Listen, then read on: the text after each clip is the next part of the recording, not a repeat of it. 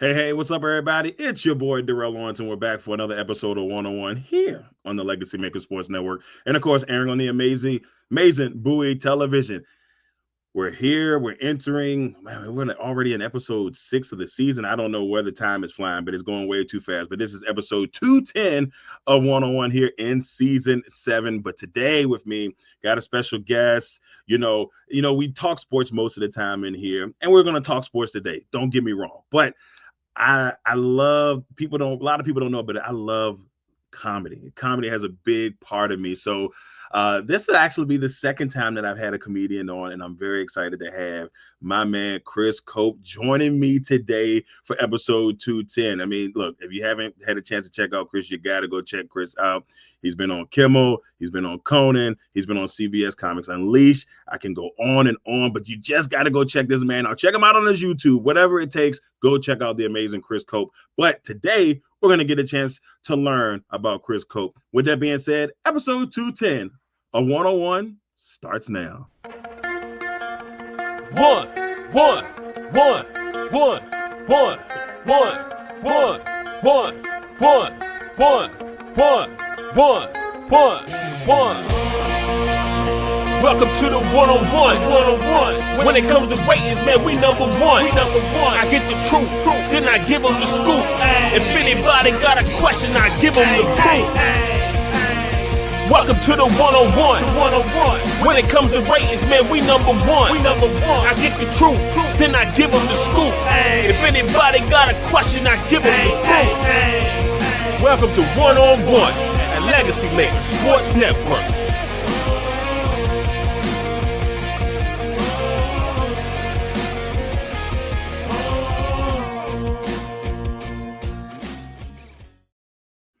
All right, that is it, ladies and gentlemen. I hope y'all are ready. Episode 210 is here, ready to rock and roll. And with me today, ladies and gentlemen, I have my man, Mr. Chris Cope. Chris, how's it going, my friend? So fantastic. I'm inside my lovely bedroom while my dogs play outside quietly, so I can knock this out, have some fun, and talk to you guys. How are you? I'm doing pretty good, my friend. I'm doing pretty good. And see, that's what this greatness about comedians. Like some people be like, oh man, what am I gonna do? Look at my room, man. Whatever. This is gonna make a great set down the road. I don't care. I mean, it's not that dirty. It's a lived-in bed. There's some dog toys behind there. I think it's a bag of chips. That's a freezer bag thing when I travel. It's all the stuff. If I have like a 12-foot, I can sit whatever I want, right?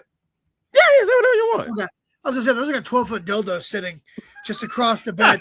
You have a question or two. You can ask me whatever you want about that. But like, that's great. Dog toys. I'm sitting on ice pack, man. I'm not a wild man anymore. I'm sitting on ice pack for Christ's sake. It's on my lower back.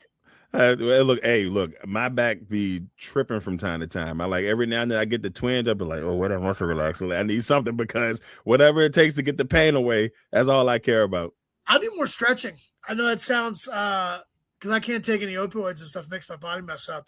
Mm-hmm. So I just stretch my hips and stuff, and it helps. But nothing beats an ice pack on the lower back. It rhymes too. It rhymes. Yeah.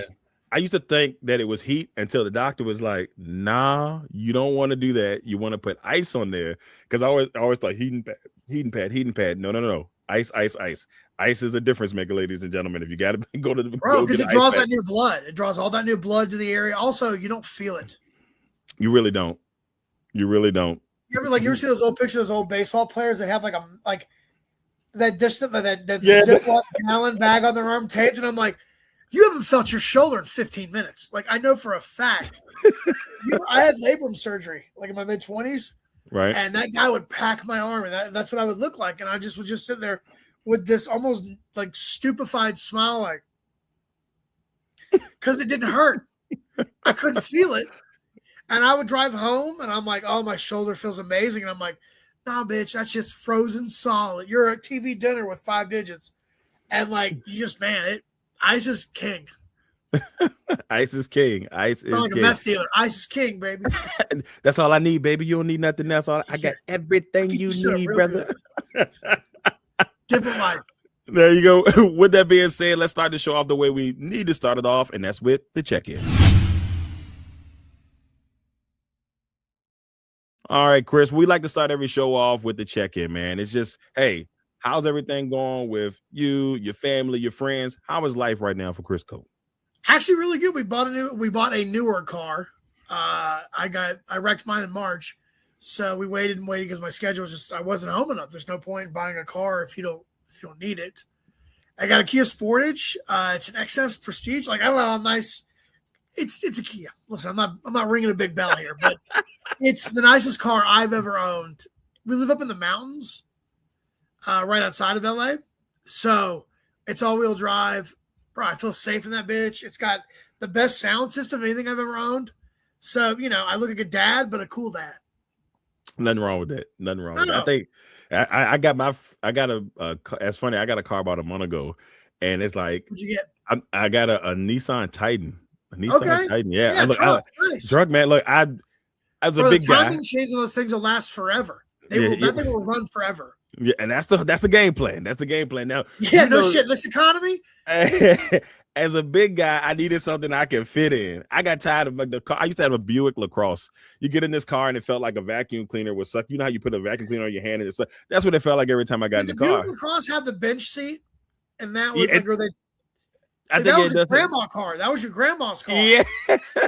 I went to church. That car went to church and Kiwanis meetings. That was it. And that was it. I was driving it everywhere, man, back and forth to DC, just running around. So finally got me something that I'm not used to having something this nice. Let's just put it that way.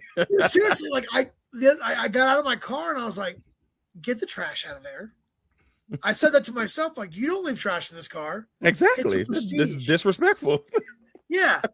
Last car didn't matter. Dude, this thing is fucking, it's so smart. I was at my friend's visiting and my wife goes, you left the car unlocked. I go, what? Because you left the car unlocked. It gave me an alert. I'm like, how smart is this car? I swear to you, in 2 weeks, she's going to get a text. It's like, you shit your pants in the car again. So what are you doing? We need you to be better. Text update. Stop it. That's going to need you to be better. That's all it is. That's all it is. That car, seriously, you also can't take your hands off the wheel. If you try to go out of the lane, apparently you can't open a beer. It's a really strict car. Oh, wow. Yeah. Safety, right? Communism. Kidding. Hey, yeah. And so it's funny. You mentioned that. So when I first got the truck, I was like, all right, I want to go and I was trying to set the Bluetooth. The car will not let you set the Bluetooth while you're driving. You have to you can't do shit while it's in motion. No, you have to sit still. It has to be parked. It has to be parked. You can't even be like, I'm at a red light. It's a long light. I'm going to be here 10 minutes. They said, no, sir. You need to be parked. And then once you go from there, we had to learn real quick because it just a message just popped up on the screen and said no, not while you're driving. That's your mom slapping your hand, like kiss my ass. I bought you. Exactly. You don't judge me. You don't tell me what to do. I'm the master. Like, wait a minute. What are we doing? Man. Oh man, AI. We're so cooked. Yeah, it's ridiculous. It's ridiculous. Now, Chris, I want to. It's gonna be an AI show. I'm not gonna be there. You're not gonna. Be there. It's just gonna be like. With comedian Chris Cope. What is the deal? I don't know. I'm a robot. Now, Chris, I want to ask you, man, like when you were younger, what kind of made you fall in love, or where did you get your passion from comedy from? Where did that come from? That's two parts. One, I always wanted to do it.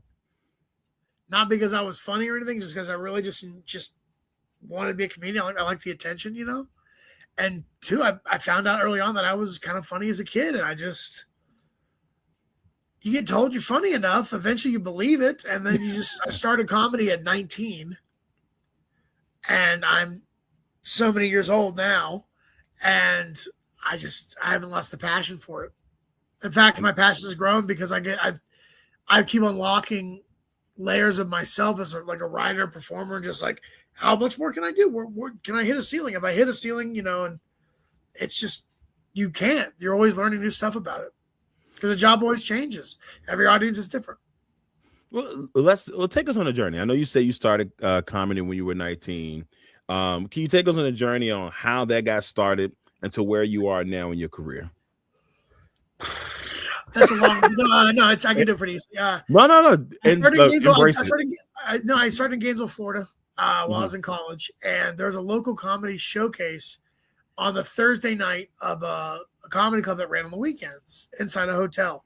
Back when comedy clubs were like in hotels still. Like in Florida, there were so many. There was a big bubble in the 80s and 90s.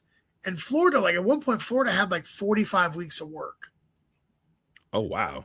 Guys could go nowhere. Now, these aren't famous clubs. You maybe 10 of those clubs are A rooms, the rest were B and C. But a guy could make a living and never leave the state in theory. Because if you work any one of them more than once, well, that's your year. Right. So when I started, I was at the tail end of that in the early 2000s, and there was still a ton of rooms, and so that was one of them. Coconuts. Like at one point, they had 25 rooms, and I think when I started, they were down to 4. Oh, wow. So, but because of that, because they were kind of failing, I got stage time on the Thursday show, and then within 6 months, I was the house MC, which is the host of the weekend, because I showed up. I was always, you want to be in comedy? Fucking be in the room, be in the comedy club. You know, I was 19, and while my college students were partying, I was in the comedy club watching and learning, and sometimes learning the wrong things from, you know, because there's some shitty acts that came through a low budget room. Right. You know, but there's a lot of great guys that I saw too that I just learned from, and I got tons of stage time, and which is the ultimate thing that helps you grow is stage time. Because you, like, the best comment I've ever gotten is unflappable. It's like, dude, I've spent hours and hours and hours on stage to the point where nothing shocks me, nothing will faze me, and I can adjust to fucking anything. That's a really good thing. And I guess, you know, obviously, I would say, you know, it's funny because I feel like now, especially like on YouTube, you see a lot of these videos about hecklers, and I feel like it feels like it is ramped up. Maybe because you see it more now on the visual. It feeds into itself. It becomes a part of the zeitgeist. You know what I mean? Right. It becomes like they see it, so that's in their head. So when they go to a comedy show, instead of enjoying it, they're thinking, well, maybe I'll be in a clip, or maybe I'll say something. And I don't get heckled a lot. One, because I'm punchline heavy. Right. I think and I'm also big and loud and kind of demonstrative. So it's like, and I'm quick. And I think I kind of show you that early on in my set. So it's like, if you think you can beat me, then let's have fun. Because I won't bully. Because I think heckling the audience first is bullying. Right. So I wait for them to say something. And then that gives me a chance to call you over to a child of God. Once you start with me, then that's where it is. Once you throw that rock, I'm back like, oh, sweetheart, you fucked up. I've been waiting. I've had a shitty day. I've had a shitty day, and you were going to catch him. But I also have to tiptoe around being a complete asshole, because my response has to be slightly metered. Because if someone just says something, and I just jump in the ass, you know, the audience going to go, fuck, that was a bit of, you know, so you still have to thread the needle. Right. But you get a bigger leeway from the crowd when you're defending yourself. They almost want you to, you know, because I've had guys say something, the crowd goes, oh, and then just get a line in, and then you own that son of a bitch and just pepper him. It's like boxing. You want to knock him out, or you want to play with him? Is it like the most enjoyable thing to you? I mean, I know there's a lot of things in there, but if I'm recording, it is. If I'm recording, I'm like, fucking say something. This could be 100,000 views. Thank you. Please, by all means. Sweetheart. Look now, y'all, just because we're saying this don't mean y'all had to go to Chris shows and start acting up, you know, because you know what's going to happen. Just kick you. Thing is, if it gets too bad, just kick him out. I have ultimate control. I can play with you till I'm done with you, then just go, hey, security, let's get this guy a glass of water. The glass of water line. Have you ever heard that in a crowd? Like if you're a club or something, guy goes, can I get him a glass of water? That's a lot of times code for get him the fuck out. Oh, wow. He's done. Yeah, can I get that guy? That's interesting to know. I did not know that. Yeah, no, it's funny because I was in North Carolina one time, and the bouncer of this club, this guy Jeff, is bald-headed, and he decently sized dude, you know, more shorter but stocky as shit. And Jeff real soft spoken, real quiet, but you understood. And this redneck dude was just back and forth, and I finally was sick of it. And I go, can I get you, sir? I think it's time for you to have a glass of water. I think it's time for you to go. And he goes, is your fat ass going to kick me out? Jeff was standing behind him, tapping on his shoulder, and goes, no, that's my job. And just watching that man like go from Chris Cope's pudgy face to whatever the fuck, just like, yeah, I'm getting out of here. I'm leaving And now. he's like, come on, let's go. Let's Like go. he doesn't touch him anymore, because don't touch me. The guy's a professional. I love it, man. He would, and you felt safe, like I wouldn't take that for granted. I understand that I'm putting someone else in harm. Right. That's their job. So I take that, I try not to, I'm not a rich kid that's like, fuck you, and then go hide behind my security. I understand what an ass beating feels like. Yeah. I've been hit enough. So I will choose my words as carefully as I can, but I still will win. That's awesome. And now, in your career, you've done a lot. We talked about Kimmels and Conan's and, doing CBS Unleashed. And, now this part of your career, what's made this part of your career so special right now? And we know we talked pre-show about the energy and how everything has kind of changed for you, or you started to feel a difference. How's that going for you right now? How does that feel for you right now? I mean, I'm in a weird position because up until January, I thought my career was kind of plateauing at a level because I wasn't getting any opportunities for like doing TV and stuff. I had no management. Like I was just working. After the pandemic, I was focused on making money and just working and the cruises were the opportunity that was exactly that. And then I was like, I kind of got bored on cruises and I'm like, wow, I'm not old. I'm working with guys that are all old. And I feel like, because experience wise, I was their age. Right. But physically, I'm not. And I still had light in my eyes. That's what I say. I'm not dead behind the eyes like some of these guys. And they're great comedians. I'm not saying that, but they just don't write anymore. They have no prospects. It's just like, it's just a job. And that's when I submitted it for Don't Tell. I got the Don't Tell. It went viral. Then I get to do management. Then I was able to do Comics Unleashed. It's like this whole year has been new opportunities. I'm going back to clubs going to clubs now that I couldn't get into before I got this management. My management's really been a difference maker. It's breathed a fresh of new breath into my it's a second act. That's awesome. My social media is growing a shit ton. So yeah, I be hawking on the social media, man. I be on your social media laughing and cracking up all the time. Thank you. But on Facebook, I've gained like 50,000 followers since January. That's making, dude. I had some really good videos. I had one video get like 17 million, like 3 different times I posted it, like not each time total. Well, shit, that'll get you 15,000 followers, right? It's about 1,000 followers per million views. That's about what I feel. Yeah, so it's funny when you're like, oh, this video got 200,000 views, and I'm like, cool, it's 280 followers. Like when videos, but I'm happy because I'm like, it's a little chunk of change though. And that's kind of how my month is set up, where it's like it's just constantly posting every day, a few times a day, with new content, mixing in old stuff that did well because Facebook doesn't give a shit. Yeah. And I got over the fact that I'm like, if I post them a few times, like in a month, the feed is just constant.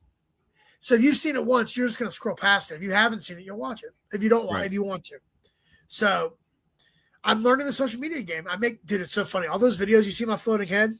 Yeah. In that fucking room right there, it's called a bathroom. You can't go wrong. Best sound studio can get anesthesia. It is. Tiles are great. No dogs.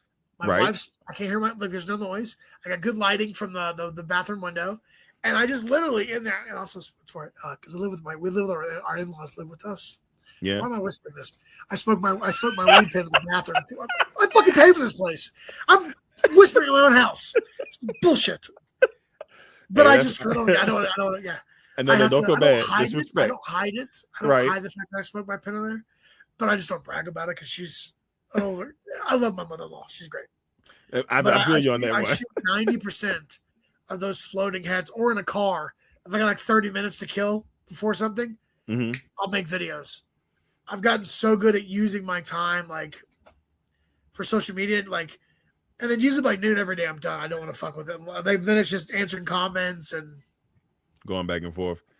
Dude, you know what sucks about Facebook? What's that? And like Instagram, they can call you everything. You call them something. Done. You get in trouble. Done. So what I do is I just type in KMMFA, kiss my motherfucking ass, and with a $sign. There you go. That's my only way. Can't get you for that.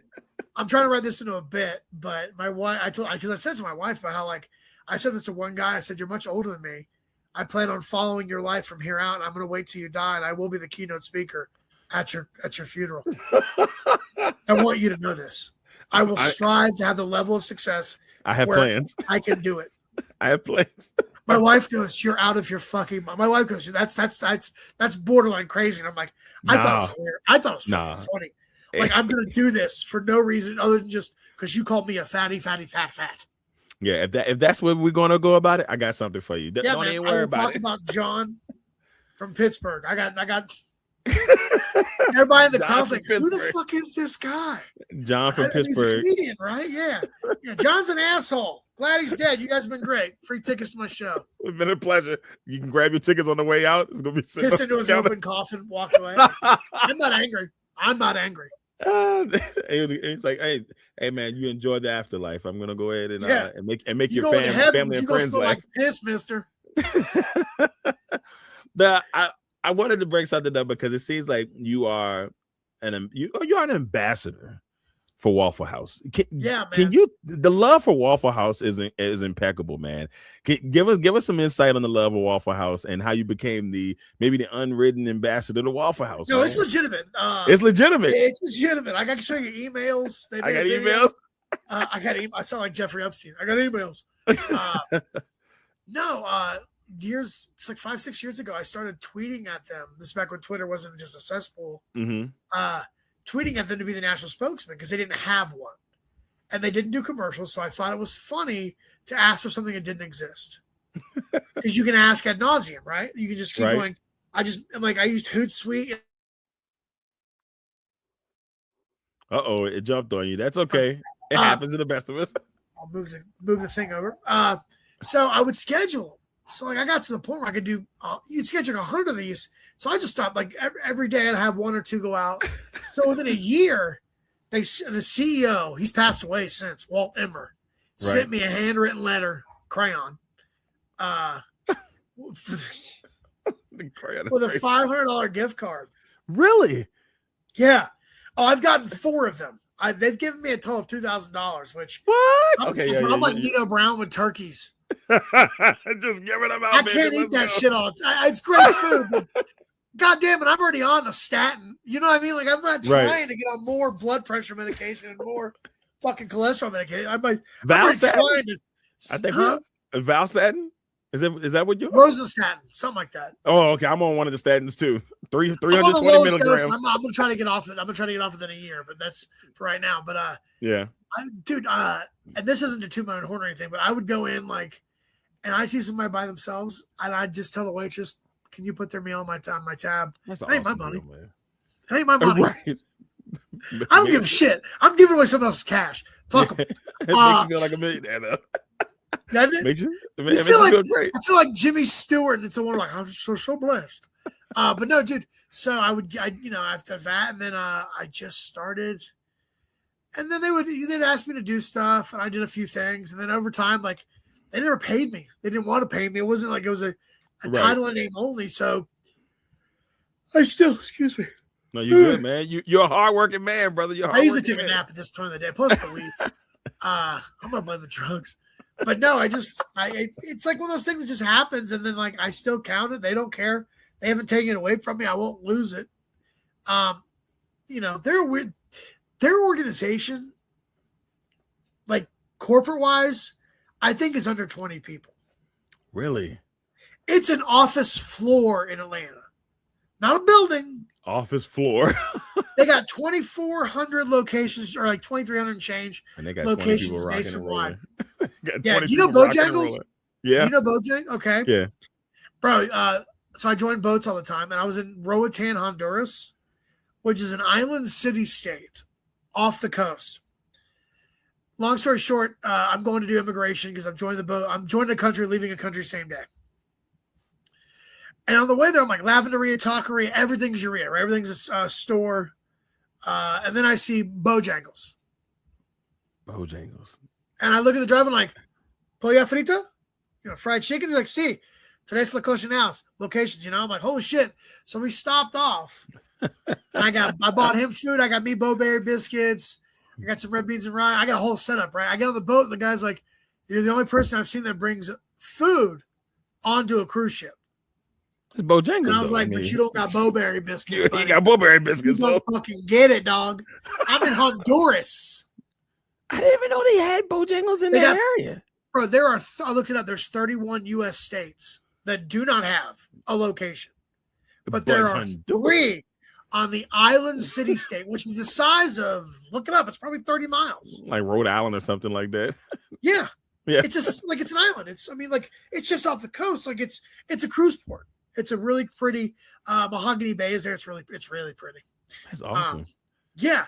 But just like, that's the one thing about cruising. Like I enjoy it to a point. Like I don't like going to Europe because it's just extra. There's no extra money. It's just extra travel. Mm-hmm.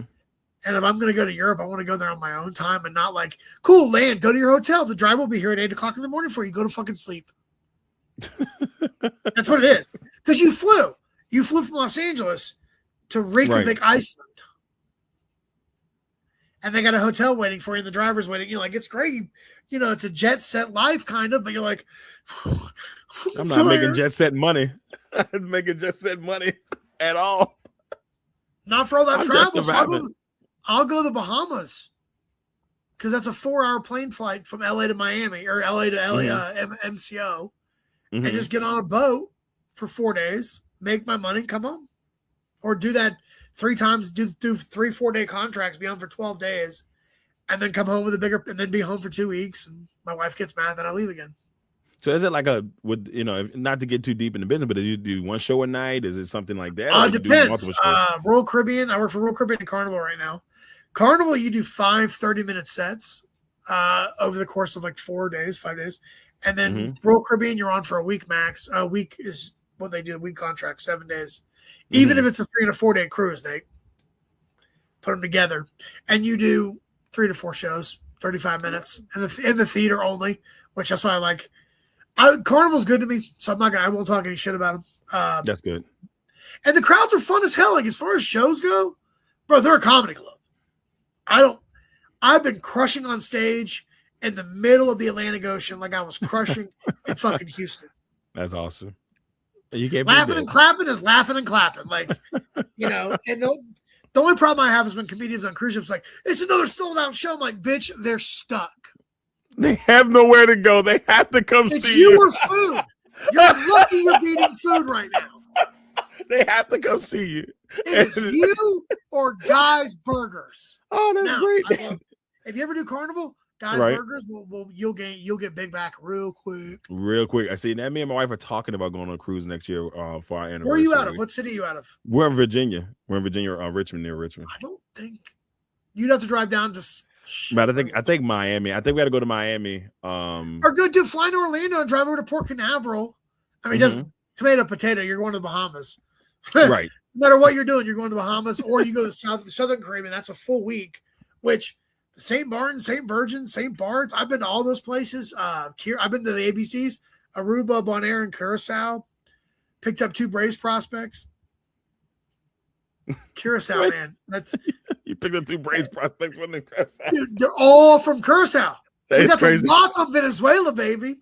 Well, with that being said, let's talk a little bit that about. That sounded wrong. In hindsight, what I said out loud, that sounded wrong, especially with the dynamic of this phone. I didn't mean what I meant. I meant that behind you. I didn't. Okay, I'm gonna shut up. It's okay. It's okay. But my wife would be sitting up right now. Look at me going. Since you mentioned the Braves, let's talk a little bit about your Atlanta Braves. Man, fuck. What's happening, man? What's happening to the Braves? Bro, fucking Dodgers like we're gonna put the final Thanos stone into our infinity pitching rotation, and the Braves are like, we found 2 whole underwear with holes in them on the fucking like we got like Band-Aid pieces. Our rotation, basically, what the Papa said was simply this: we're gonna ride with the guys we got. They'll all get us to the 5th inning, and then we're gonna have it'll be the best bullpen if Suarez comes back healthy. No. We're also hoping that maybe AJ Smith-Schauber will come back and be really strong, Right. Honestly, I think he was trying to get DeGrom. DeGrom said no dice. He waived his trade clause because they weren't going to get Skubal.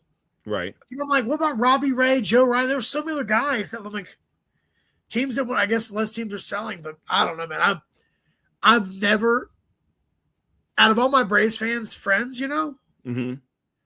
I've never seen a unified front in a negative way like this. We were burning him in effigy. And it's crazy. I mean, because you're in first place, but it doesn't feel that way. Bro, you'd have thought we're a last place team, and he just fucking flit a cigarette on the season. I'm like, I was looking up where his kids go to school. I'm mad. I'm kidding. He didn't mean that, y'all. That's not real. This is a comedian. It's a comedy. These jokes. Well, you know what though? I post videos online where I'm like, clearly, you can't take this serious. And then someone will respond, and I'm like, "You're it. You're the reason why we have to have safety warnings on shit because you stuck a curling on in your asshole." And that's the thing, you look at this team, and my brother's a Braves fan. He's been a Braves fan since I can remember. And he loves the team. Yeah, you're close to 40, and you grew up in anywhere near the southeast. You had TBS. Ted Turner was a genius. Oh yeah. He put baseball in the home and went, I'm gonna make a whole entire fan base. I mean, he really 805. If the Braves were on in my house, we weren't watching anything else. You couldn't have. I would say them and WGN because I feel like because there's a lot of Cubs fans around here too, and I'm like, hey, why are you Cubs fan? I used to watch WGN. Chicago Bulls fans watch WGN. Cubs games and Wise Guy reruns on WGN. Growing up as a kid, hearing Harry Carey. Hey, how you doing? Harry Carey. Look, there's a comedian. I'll send the link to you. John Capra. I can't pronounce his last name. Capra or something like that. He does the best Harry Carey impression. It's so good. Better than Will Ferrell. Will Ferrell's is a little more exaggerated. Yeah, he'd be doing. It's Will Ferrell be doing a lot. His character of this guy just is, and he does he's really good about how because Harry Carey would call a game and just go in between the game and the story seamlessly of just. So I'm getting drunk at the barn. Menendez bumps out 2-1. So I'm having a bottle of KO Peptide because I'm hungover like a son of a bitch. Mark Grace drowns out into a great I love Harry Carey. Oh my goodness, I forgot about that. But that's what baseball. That's when guys have Vince Scully's always going to be if you've never heard Vince Scully called the last inning of Sandy Koufax's one of his perfect games. Mm-hmm. To be in that he's there's 10,000 people here and 1 million butterflies. You got Sandy Koufax on the mound. That must be the loneliest place on earth right now. Just poetry, bro. You're I'm 1960. I don't know any of these people. And my goosebumps are just going up when he's calling that game because you're just and you're on the edge of your seat, 1-1 to Harvey King. You're just nothing like telling the story, man. Nothing like telling the story. That's what made me wanted to do it. I just was telling the story is amazing. Okay, so when I get done here, I'll send you 3 things. One is Vince Scully calling a game with Madison Bumgarner and telling a story about a rabbit while still calling the game, and then puts a bow on it at the end, and that's what it takes to be a major league pitcher. I was like, wait a minute, where'd you get that? He walked a mile around. And he got there. But dude, I'll send you all that stuff. Don't worry. I gotta see it. I gotta see it. Yeah. Well, your Braves are your Braves. We'll see if they can figure it out here. I think if they bounce out first round, they're gonna try to fire AA because literally this is him going, I'm staking my reputation on this. I didn't make any moves. Right. And I think what we have is what we have. And I think if he fucks that up, it tells me you don't have an eye for what you think you have an eye for. That part. I mean, the Braves they're going to be an interesting watch. I mean, the baseball. I'm a Mariners fan, and somehow Cal Raleigh's a heartbreaker. Oh my God! But I think a lot is injuries. He's starting to warm up now, but it's so the injuries really derailed him at the beginning of the season. So and they don't come back they don't come back. When they come back, they're back, but they're not back to where their body's you want to hit 50 home runs. I'm going to be in this level of health. Exactly. And I'm okay with it. As long as they can get in the playoffs, I think we can figure it out from there. But look, as a Mariners fan, we're only team that have been to the World Series. It took us 20 years to get back to the playoffs a couple years ago. And my entire adulthood up until 2 years ago, they hadn't been in the playoffs. And then they won a series, and I was excited. And last year I had me thinking we was going to the World Series. I was because the Braves were shot by fucking June, so I was looking for any team with hope, man. And they broke my heart. Oh, yesterday I buy junk wax sometimes, baseball cards. Here, I'll show you what I pulled because you'll love it as an old Mariners fan. Give me 1 second. No, take your time, man. And I'm a big Mariners fan, so ooh, bro, you got it. Oh my, yeah, you got to hold on tight to that. Ken Griffey Flair 91. Look at the back. Famous. It's funny because I think I have that card. I have that card, and I got a couple of Griffey's.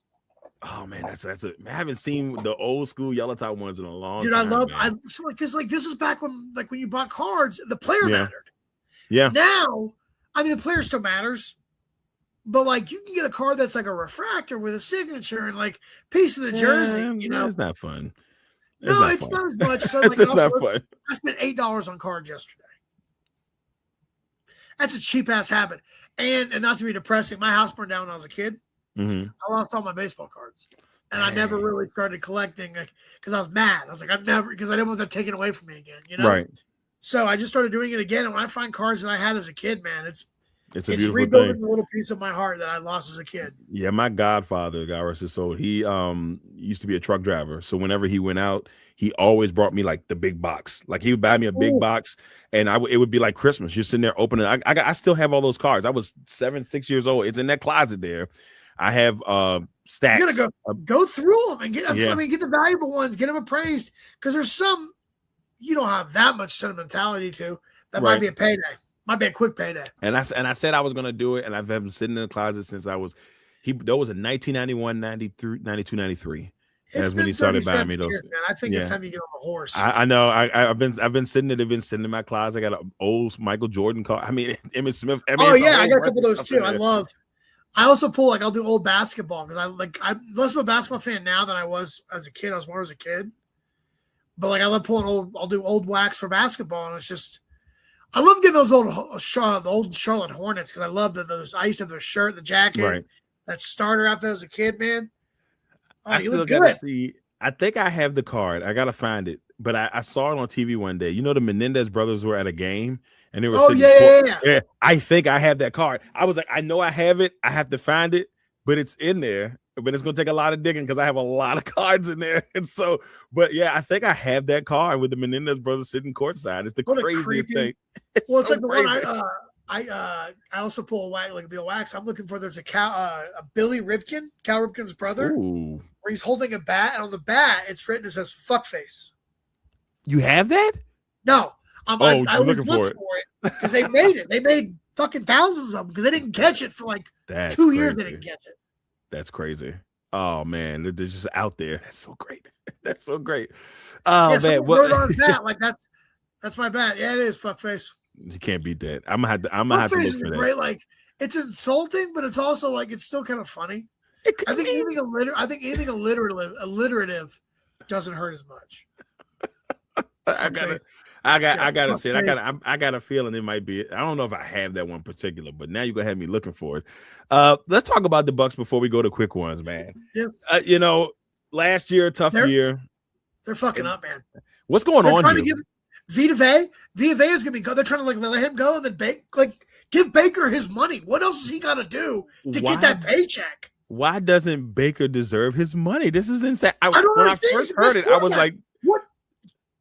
It feels like a layup. Pay the man his money. Give him his fucking money, man. Like, stop it. I don't want this guy worrying about a little. Also, I'm tired of billionaires and billionaire companies whining about fucking 10, 20, $30 million. Right. I'm out here struggling. To me, that would change my life. Struggling. Yeah. You give me 20, 30. You know what I'm saying? Like, in terms of getting a deal done and making more money, Happy Baker makes more money. Exactly. And they're looking for a franchise quarterback. Obviously, you let Baker go. Anybody else. He's a gamer. You let Baker go. There's no guarantee, And if I'm Baker, there's a part of me I think like if they don't fix it soon, Baker's going to be okay. He's going to be okay with going to free agent. Yeah, because I don't think they can franchise tag him, and then he might not accept it. It's going to be a whole mess. Dude, once you tell me what you really think of me, and that's through money, that's how you value me. It's disrespectful, man. Fuck It's you. so disrespectful. And it's The just Vita like Veda came out of man, nowhere. fuck you. Yeah, the Vita Veda thing came out of nowhere. You know, one of my friends and is the a Vita big Veda thing. I'm like, bro, you're gonna let him go to LA, and then no one will ever win because nothing can get past that defensive. So stupid. That backfield, like, are you kidding? With Aaron Donald, fucking Miles Garrett, and fucking Vita Vea. You better give every running back a 12 gauge. Woo. They better not let it happen. Bro, I swear to God. I swear to God, because like I can take losing on the field. Right. It's football. You know, that's any team, any year. Not every year. The Jets are never going to win. But poor Jets. You can say never. No, I'm fucking saying never. Yeah, it's not happening, bro. It's just not happening, bro. But when the front office can't get out of its own fucking way, it's heartbreaking. Yeah, man. It's like cutting off Anthony Bourdain's finger. Let him cook. Let Baker cook. Well, hopefully they figure it out, man, because it doesn't make sense for Baker not to be a Buccaneer. I mean, he's shown nothing but passion. He don't want to go anywhere else. He doesn't. You guys are arguing over pennies to them. It's just like, pay him his money. I can't. Offered him $30 million, which is crazy because Daniel Jones got 45, and that's all I'm saying. I mean, if you give him 50, if you give that dorky stork-looking motherfucker $45 million and you don't give Baker his money, like that's crazy, bro. I'm pissing on the CEO's desk. Like level I'm coming in there, just fingers hot. You want to know what I think about you? You suck. You make me sick. Yeah, while the CEO, while the GM, the GM of Tampa makes money. Like, no, bro. I think GM's money should be tied to their decisions. I agree. If they do incentives for players, there should be incentives for GMs. If there aren't, they need to be better incentives. I mean, because like I would love the Mets GM would owe the fans money. He's gonna cut a rebate check. I fucked up, y'all. Stimulus check. Fucked up real bad. What's your name? What's your name, ma'am? I'm sorry. You on Bensonhurst? I got you. Here's $10. Oh my goodness, poor guys. I mean, and look, Mets fans. Mets fans. Yeah, no, I, because I love baseball, and to be a part of a franchise that is just the Mets are not the Metropolitans. They're the Monkeys fucking footballs. They can't do anything. They gave Juan Soto $1 billion. It's crazy. They just made Freddie. I mean, like Freddie Peralta's not that fault. He had a great year before he faltered, but like, bro, their organization is just bad. Just ran badly. I mean, it's crazy because they've been in 2 World Series since '86. They lost the Subway Series to the Yankees. Who did they lose to in that other series? I feel like they've been in the series in the last 10 years. Was it Boston? They won with Boston in '86, right? Yeah. They beat Boston in '86. Yeah, the Buckner game. Oh man, that's still a sour taste. That's still a sour taste. I mean, the thing is, the whole game, it doesn't come down to one play. It may come down to one play, but it doesn't. Yeah, no, it does. It's accumulation of everything, and that ball could have easily gone through anyone else's legs. Like, it's just shit happens. Yeah, it does. All right, y'all. Now that's we're gonna go ahead and head to our next segment. We're gonna head to the Chris Cope version of Quick Ones. Are you ready, Chris? Yeah. Let's make it happen. All right, Chris. Now it's time for Quick Ones. Here we go. First one. What's your favorite sports moment? Hank Aaron hitting his 715. Like that. That's a really good answer, Chris. Really good answer. Off Al Downing. Yeah, man. There's just I also get pissed off when people Barry Bonds like, you guys are mean to me. I'm like, oh really? Were they writing N-word die and mailing that letter to your house every day? Yeah, that's crazy. Did you have to have private security? Nah, he wasn't getting that. It's not the same dream. Hank Aaron did that again, literally hit 715 home runs against racism. And it's tough. It's tough. Now, Bonds had to deal with steroids. Wrists, baby. The wrists. But no, man, the Hank Aaron and what he was able to do, it was absolutely amazing. And it's only been a couple years since he passed. Was it good? Is it a good book?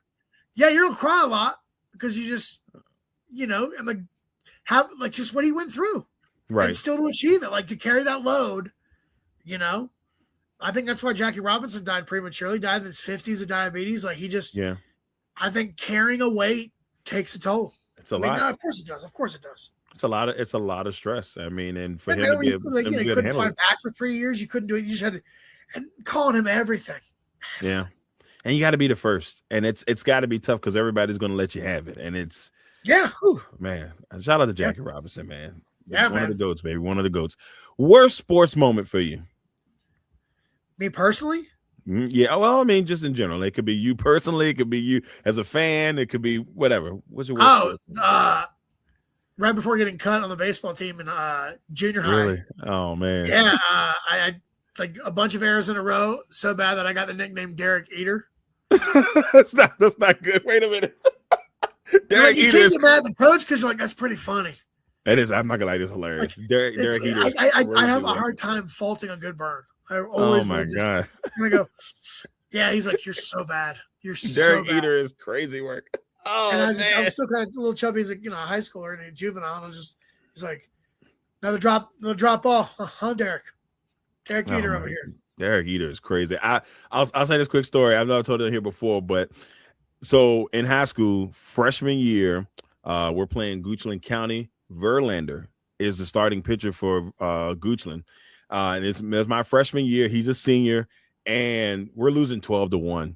And I was playing high school basketball at the time, like a couple weeks before we lost in the state. And so I was late to baseball tryouts. And so they were like, coach was like, if you can hit this baseball, you make the team. They had already had a full JV team, so I had no shot. They had 20 kids on there. They was like, the only chance you're making this team is if you can hit Verlander.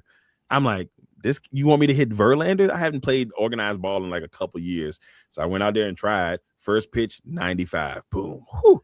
Next pitch, I fouled it off. Still can't believe I fouled it off, but I got a piece of it.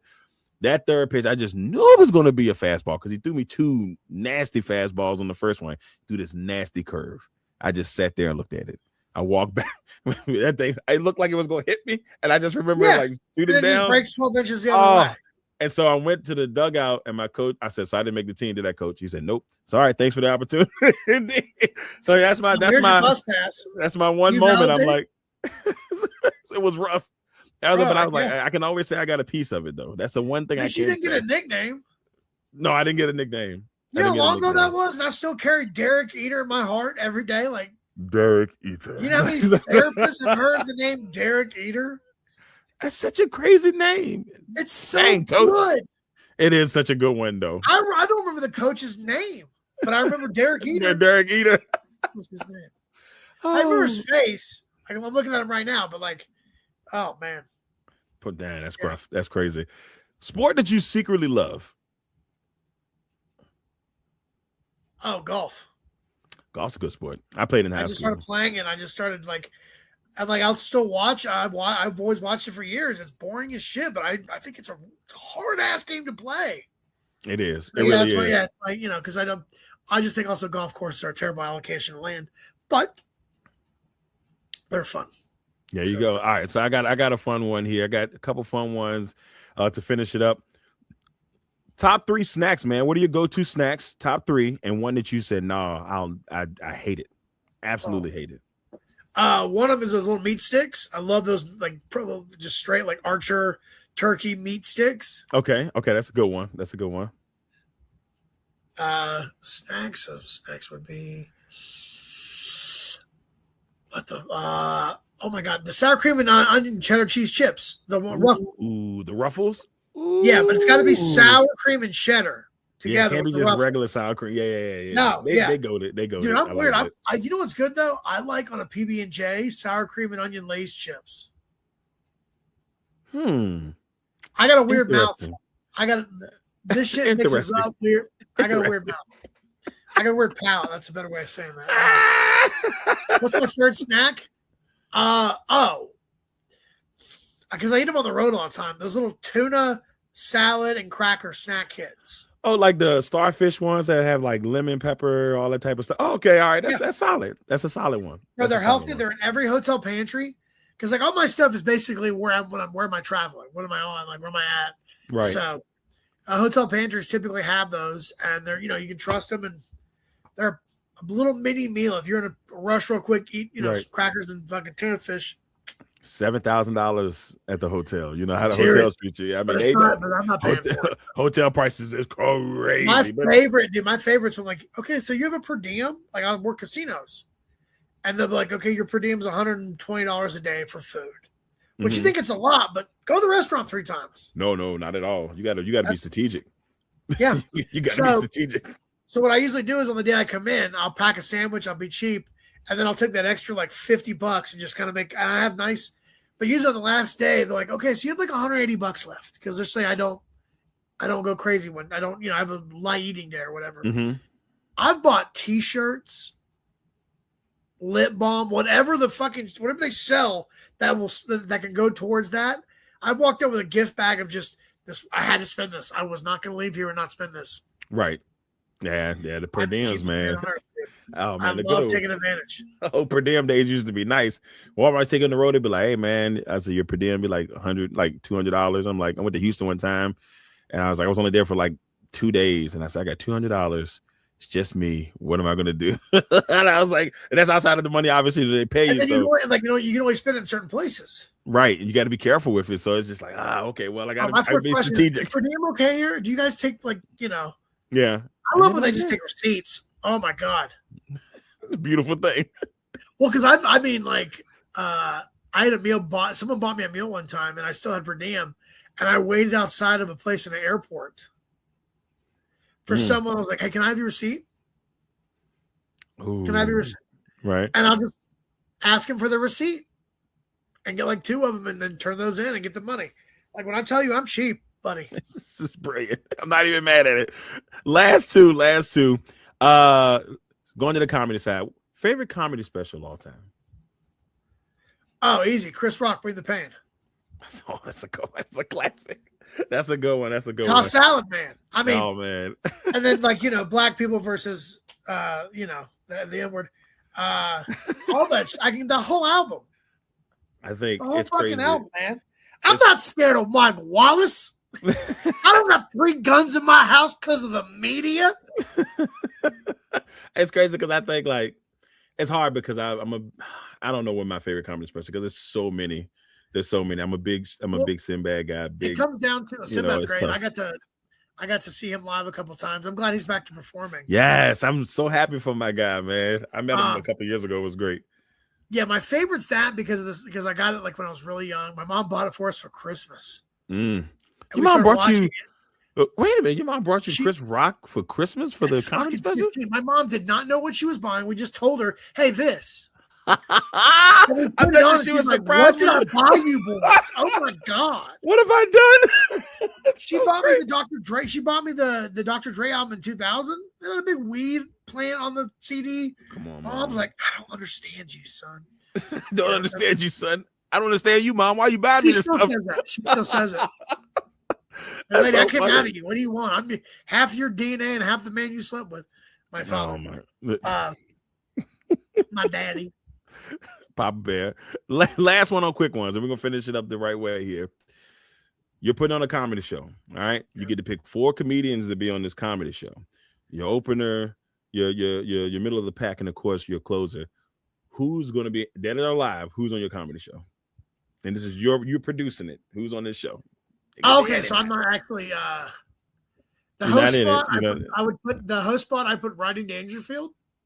Ooh, what is a good one? Because he hosted this young comedian special, so he's really good at so you want a headliner in every position. So it's a headliner in every position. Right. That's what you pick. It's a big middle act. This is true. Picking up Bob Smith out of Gainesville, Florida. He's a good opening act. So I go from Dangerfield. My first, and then the 2 opening acts I would have would be George Carlin and Sinbad. Solid. Because I give likability and intellectual thought, analytical comedy, George. So I'm just thinking of all the bases, and then I close it out with Pryor. Yeah, you can't go wrong there. That's pretty good. That's pretty good. You get the vulnerability. People don't realize Pryor's hilarious, but also the vulnerability that he had on stage as a man, as a black man, just as all that stuff. He was always the butt of the joke, whether you realize or not. He's so cool, but it's if you listen to what he's saying, he's a lot of stuff going on. Yeah, and also I just love the stories. I love hearing all the stories about like those Ali stories that he had, like Jim Brown, all those. Like you can't beat that. Like it's unfair. You get to hang out with those people, you get to tell those stories. It's so crazy. What a life, right? Yeah. What a life. But what a great show, because I couldn't wait to go to that show. So there it is. That was the Chris Cope edition of Quick Ones. We're going to finish this up the right way, ladies and gentlemen, with Leave Your Legacy. Well, Chris, man, we want to thank you, brother. We want to thank you for coming on the show. Yeah, absolutely. Talking about your careers. This has been a lot of fun. I don't think I've laughed as much during the show ever. So I've been cracking up all the time. Thank you, Darrell. I appreciate that, Chris. I really appreciate it. So, we like to always end with, leave your legacy, man. We want to know that when it's all said and done, when you retire, you say, I'm sitting back, I'm done. I'm going to spend time with my family. If it's drinking a pina colada on the beach, whatever it is. What do you want people to say about your work ethic, what you did in this game? What type of legacy do you want to leave? Kind of a lunch pail comedian. I was just that guy that could show up, and no matter what you put in front of me, I was going to entertain them, and I was going to do it honestly and not take any cheap outs and just be the best comic that I was. He did the best he could. That's all I'm going to do anyways. So that's all I can ask people to say about me. There you go. That's all you want. That's all you want. Yeah. Well, how about this? He didn't rape anybody. He wasn't a piece of shit. There's so many bad comedians. I think my funeral will be bigger than a lot of because people liked me. I will say I'm a liked individual. That's a blessing. Yeah. It's amazing love. No, people say they don't want to be loved, but it's a lie. Fuck that. That's a lie. Yeah. Anybody man. I want to be loved, how baby. Random strangers comment can pull me out of a bad day. Yeah. I mean, it goes a long way. It goes a long way. You're listening, tell somebody they're great, because I promise you they may not be feeling it, and right. You might be the reason why they just take a different route that day.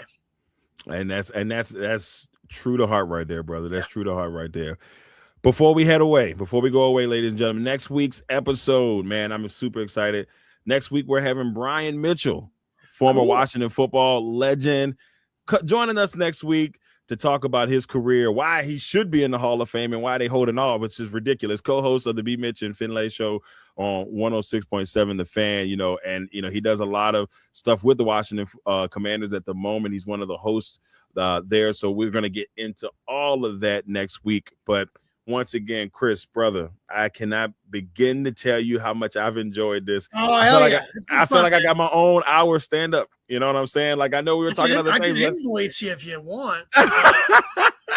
We fucking send you a bill, dude. This is you can do this any way you want. I got Zelle. Everything. Thank you. I'm glad, man. This is fun.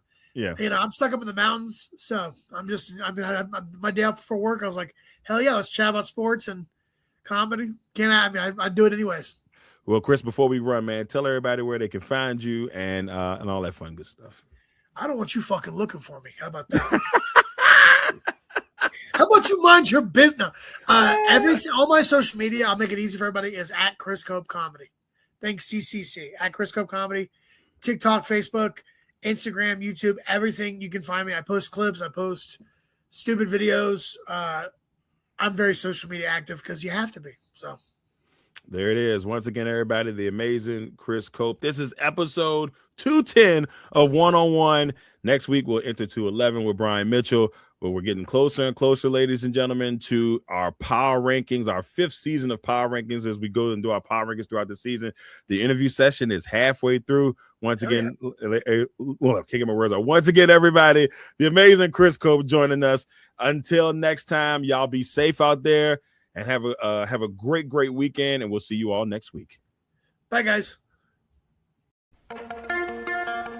One.